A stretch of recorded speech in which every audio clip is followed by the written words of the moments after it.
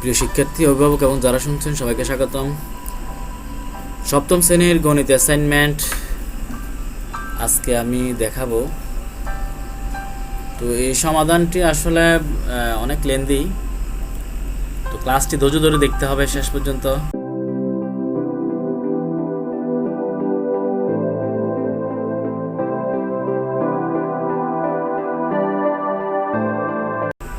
এই হচ্ছে আমাদের প্রশ্নটি।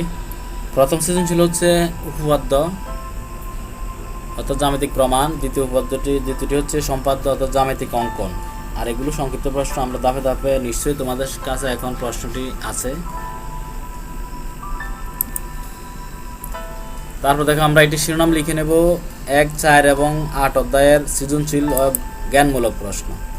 যেহেতু যে অধ্যায়গুলো এসেছে ওই অধ্যায়গুলো জাস্ট উল্লেখ করে দিলেই হবে। এখানে জ্যামিতিক প্রমাণ প্রথমটি দেখো, প্রথমে কতে আছে হচ্ছে এখানে এই যে বিএসি কোণ, এই যে বিএসি কোণ এবং এসি ই কোণ এদের মধ্যে সম্পর্ক কি? আমাদের এখানে বলা আছে বিএ এবং সিই রেখা দ্বয় পরস্পর সমান্তরাল। বিএ এবং সিই রেখা সমান্তরাল। তো আমরা জানি যে সমান্তরাল রেখার উভয় পাশে যে কোণগুলো উৎপন্ন হয়, অর্থাৎ এই যে এই কোণটি আর এই যে এই কোণটি, এটি একান্তর কোণ আমরা জানি। ঠিক আছে, তাহলে বিএসি কোণ এবং এসি ই কোণ হচ্ছে পরস্পর একান্তর কোণ। বিএসি কোণ এবং এসি কোণ হচ্ছে পরস্পর একান্তর কোণ। তারপর দেখো আমাদের প্রমাণ দ্বিতীয় দফে প্রমাণ করে যে বিএসি প্লাস বিএবিসি সমান এসিডি, অর্থাৎ একটি ত্রিভুজের একটি তথ্য, একটি ত্রিভুজের বহিস্থ একটি কোণ হচ্ছে অন্তস্থ বিপরীত দুই কোণের যোগফলের সমান। এখানে আমরা মনে করি ত্রিভুজ এবিসি, এটি 20 নির্বাচনিক আকার তোমরা লিখে নেবে। 20 নির্বাচন ত্রিভুজ এবিসি এর বর্ধিত অংশ সিডি, এই যে বর্ধিত অংশ সিডি, এবি এর সমান্তরাল হচ্ছে সিই। তাহলে আমরা প্রমাণ করতে হবে এটি। তারপর দেখো প্রমাণটি খুবই সহজ। প্রমাণ দেখো ত্রিভুজ এবিসি হতে আমরা পাই ত্রিভুজ এবিসি এর 3টি কোণের সমষ্টি কিন্তু 180 ডিগ্রি আমরা জানি, কারণ আমরা এটা সবসময় রাখবো যে কোনো ত্রিভুজের 3 কোণের সমষ্টি হচ্ছে 180 ডিগ্রি। আমরা এখানে দেখো এই এবিসি ত্রিভুজের 3 কোণের সমষ্টি আমরা 180 ডিগ্রি, অর্থাৎ 2 সমকোণ আমরা লিখে নিলাম, 2 সমকোণ। আবার এসিবি কোণ প্লাস এসিডি কোণ, দেখো এসিভি কোণ অর্থাৎ এই যে এই কোণটি এবং এসিডি কোণ এই কোণটি, অর্থাৎ এই সম্পূর্ণ কোণটি চলে আসতেছে। তাহলে এসিবি কোণ এবং এসিডি কোণ হচ্ছে আবার 180 ডিগ্রি, কারণ এটি একটি সরলরেখার উপর এই যে সম্পূর্ণ অংশটা, এটি একটি সরল কোণ 180 ডিগ্রি আমরা জানি। তাহলে আমরা পেলাম এসিবি এবং এসিডি সমান হচ্ছে 180 ডিগ্রি। এখন দেখো এখানেও 180 ডিগ্রি, এখানেও 180 ডিগ্রি, তাহলে এই 3 কোণের সমষ্টি 180 ডিগ্রি, আবার এই 2 কোণের সমষ্টি 180 ডিগ্রি। তাহলে কি আমরা লিখতে পারি না এই 3 কোণের সমষ্টি সমান হচ্ছে এই 2 কোণ? অর্থাৎ আমরা লিখতে পারি এই যে বিএসি কোণ প্লাস এবিসি কোণ প্লাস এসিবি কোণ সমান হচ্ছে এসিবি কোণ প্লাস এসিডি কোণ। তাহলে এখান থেকে দেখো এই এসিবি কোণের সাথে এসিবি কোণ ক্যান্সেল হয়ে যাবে, এসিবি কোণের সাথে এসিবি কোণ ক্যান্সেল হয়ে যাবে। যেহেতু একই উভয় পাশে যদি প্লাস আকারে থাকে তাহলেও ক্যান্সেল হয়ে যাবে, যে কোনো সংখ্যা রাশি। উভয়পক্ষে মাইনাস আকারে থাকলেও ক্যান্সেল হয়ে যাবে, উভয়পক্ষে গুণ আকারে থাকলেও একই রাশি ক্যান্সেল হয়ে যাবে, উভয়পক্ষে ভাগ আকারে থাকলেও কিন্তু ক্যান্সেল হয়ে যাবে। তাহলে আমরা আমাদের কাঙ্ক্ষিত প্রমাণটি পেয়ে গেলাম, বিএসি কোণ প্লাস এবিসি কোণ সমান এসিডি কোণ। এই যে আমরা আমাদের প্রমাণটি পেয়ে গেলাম। তারপর দেখো অংশটি এখানে বলছে যে ত্রিভুজ এবিসি এর বর্ধিত অংশ সিডি, কথাগুলো কিন্তু একই। এবি সমান্তরাল সিই হলে প্রমাণ করো যে এবিসি কোণ প্লাস বিসিই কোণ সমান 2 সমকোণ, অর্থাৎ এই যে এবিসি কোণ, এই যে এবিসি কোণ প্লাস বিসিই কোণ, এই যে বিসিই কোণ, এটি আর হচ্ছে এটি 2 সমকোণ হবে। তো এটি প্রমাণ করতে গেলে আমরা প্রথমে লিখলাম এবি সমান্তরাল যেহেতু সিই, তাহলে লেখা যায় কিনা বিসিডি কোণ, অর্থাৎ এই যে বিসিডি কোণ এটি হচ্ছে বিসিডি কোণ, এই যে অংশটি, এই অংশটি হচ্ছে বিসিডি কোণ, এটি 180 ডিগ্রি আমরা জানি, কারণ এটি সমকোণ সরল কোণ, আমি একটু আগে বলেছিলাম সরল কোণ। তাহলে এই যে সরল কোণ 180 ডিগ্রি আমরা জানি। তারপর এবি এর সমান্তরাল হচ্ছে সিই, আবার বিসি তাদের ছেদক, তো এই ক্ষেত্রে হচ্ছে এই দুটি কোণ সমান হবে এবং একান্তর কোণ। তো দেখো এখানে তাহলে আমরা পেয়ে গেলাম এবিসি কোণ সমান ইসিডি কোণ।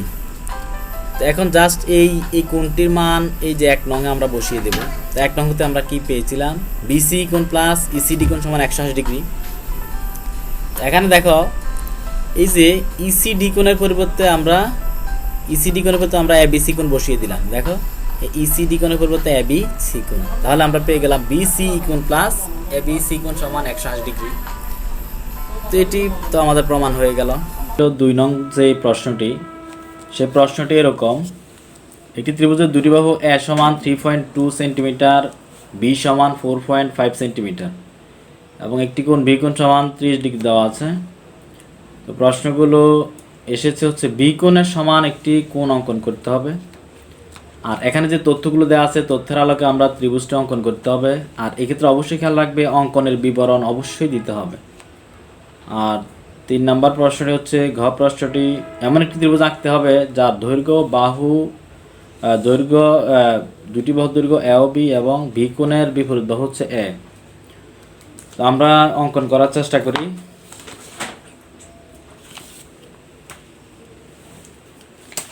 তো দেখো আমাদের কতে ছিল 30 ডিগ্রি একটি কোণ অঙ্কন। তো 30 ডিগ্রি কোণ অঙ্কন আমরা অনেকভাবেই করতে পারি, এর মধ্যে আমার কাছে সবচেয়ে সহজ পদ্ধতি হচ্ছে এটি। আমরা প্রথমে যে কোনো একটি রশ্মি এঁকে নেব, আমরা এঁকে নিলাম।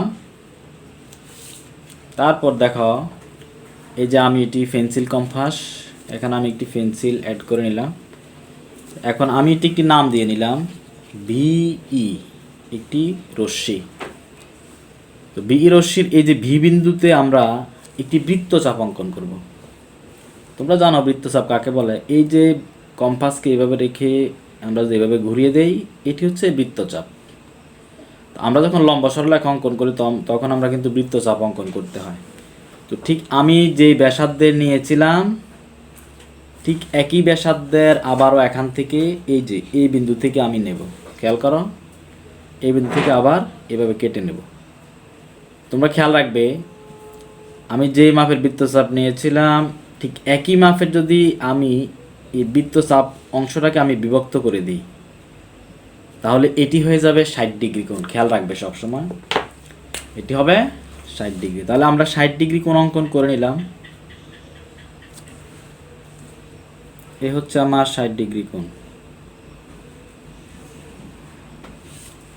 নিশ্চয়ই বুঝতে পারছো।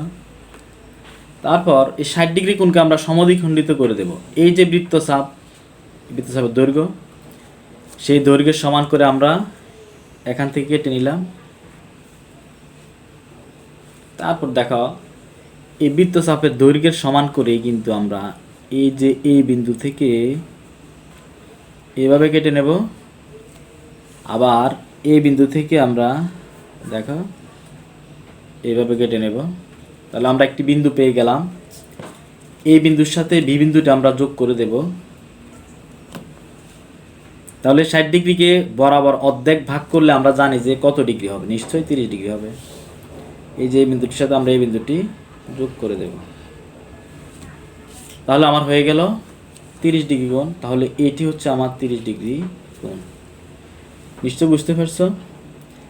তারপরের প্রশ্নটি আমাদের কি ছিল আমরা জানি, দুটি বাহু এ সমান 3.2 সেন্টিমিটার, বি সমান 4.5 সেন্টিমিটার দেওয়া আছে, বি কোণ সমান 30 ডিগ্রি দেওয়া আছে। আমরা কিন্তু ত্রিভুজটি অঙ্কন করতে হবে। এই ক্ষেত্রে আমরা আমাদের যে এই যে সেন্টিমিটার স্কেল, আমরা সেন্টিমিটার স্কেল নেব। যেহেতু এখানে 3.2 সেন্টিমিটার আছে, আমাদের এখানে দেখো এই যে এটি হচ্ছে 15 সেন্টিমিটার।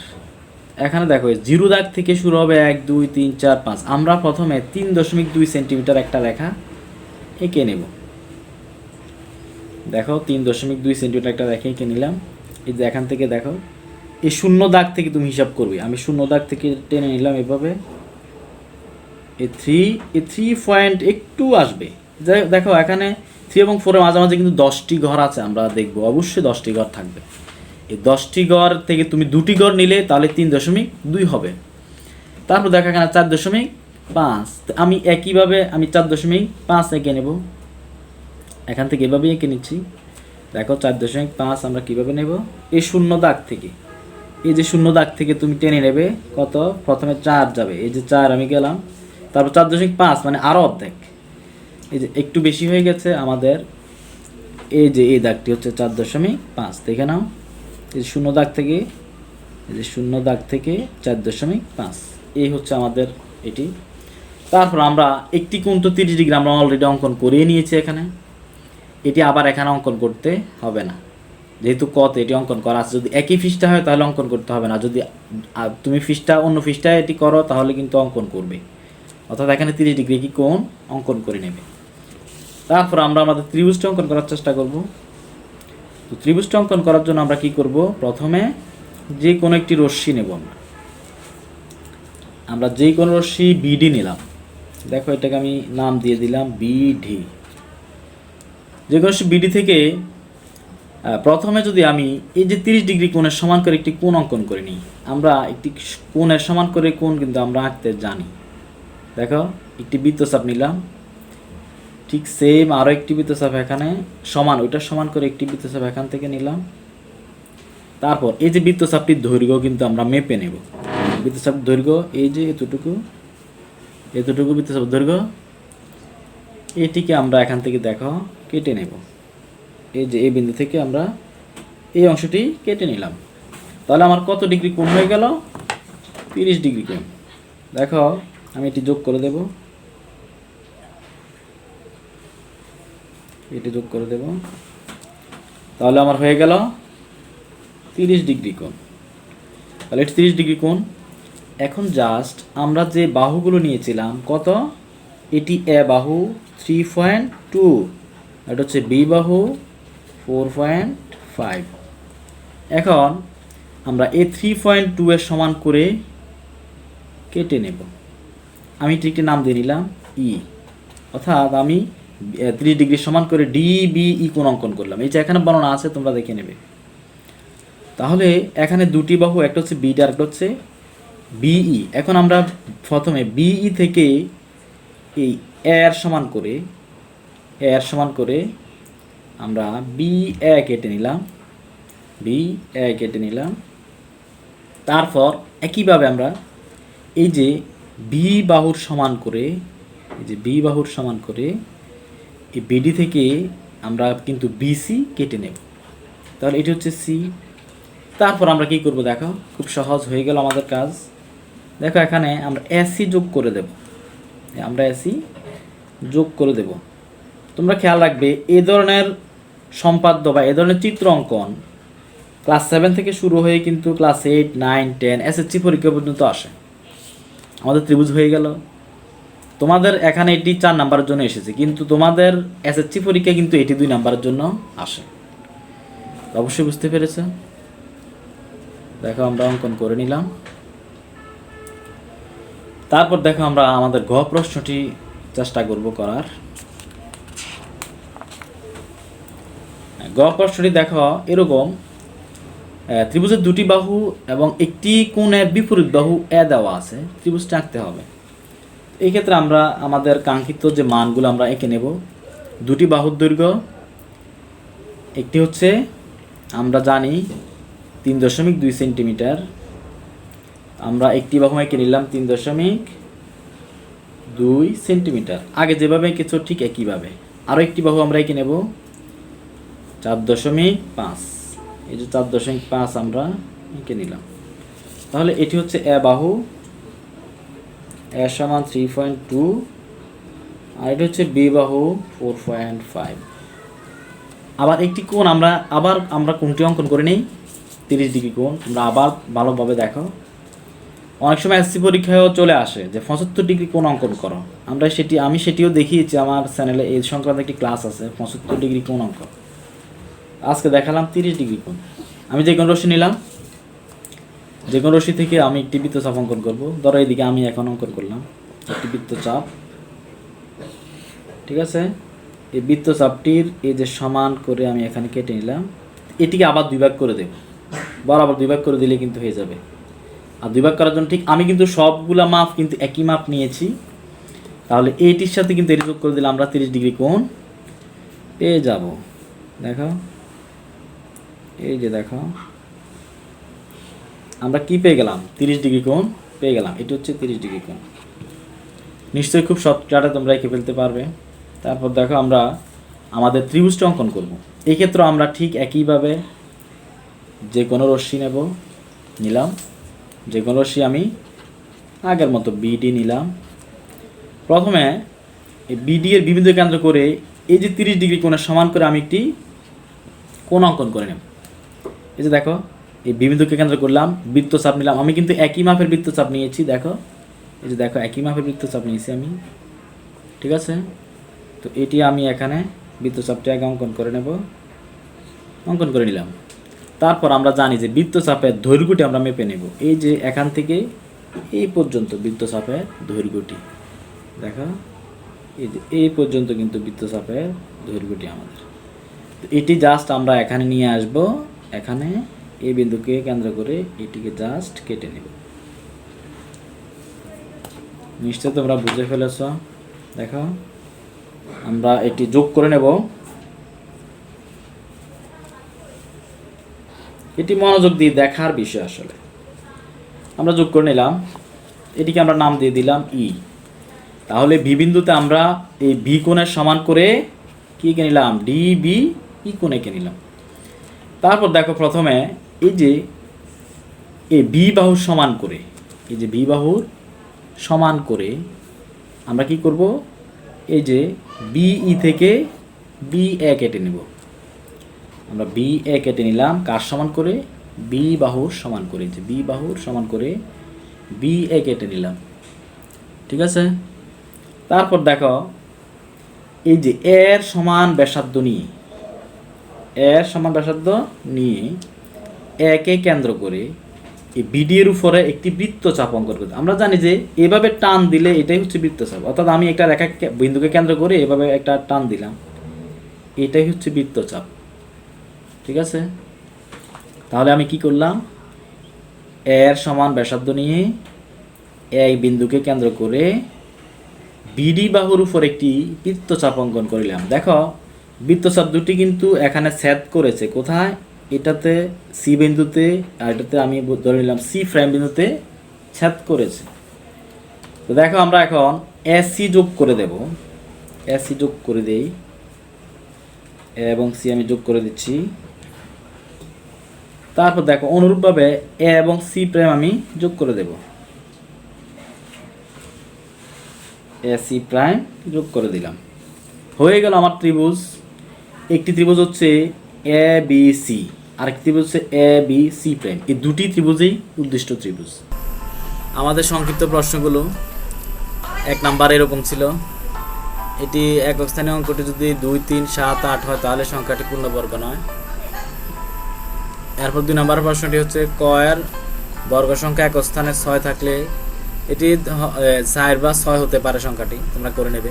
তারপর দেখো 3 নাম্বারে একটি বর্গমূল এসেছিল, এখানে 24,336 আছে, এটিকে আমরা বর্গমূল বের করবো। আমরা জানি যে এই যেভাবে আমরা জোর বেঁধে নেব ডান দিক থেকে, দেখো 1 জোর 2 জোর আমরা বেঁধে নিলাম। তারপর এখানে কিন্তু 2 অবশিষ্ট আছে, আমরা 2কে প্রথমে করব।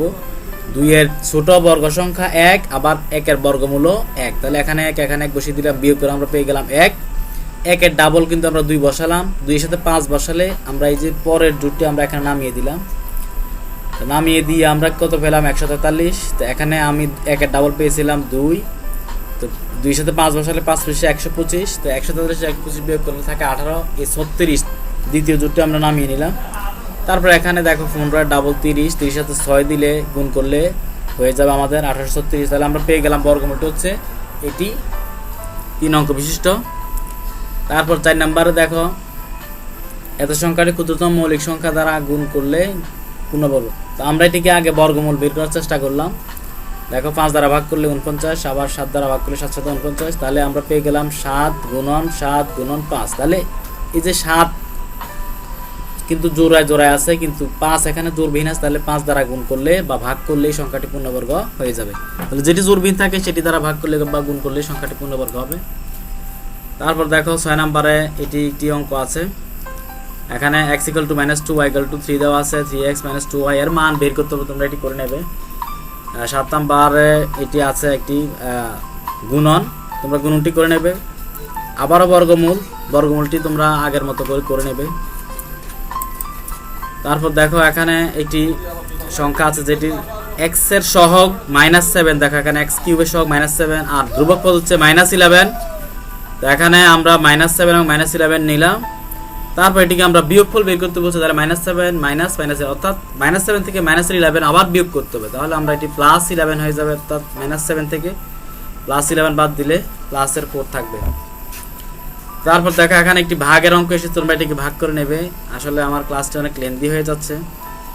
তারপর এখানে একটি সরল এসেছে, সরলটি তোমরা করে নেবে। আমরা প্রথমে প্রথম বন্ধনীর কাজ, তারপর দ্বিতীয় বন্ধনীর কাজ, তারপর তৃতীয় বন্ধনীর কাজ, এভাবে আমরা কিন্তু এটি রেজাল্ট পেয়ে যাব।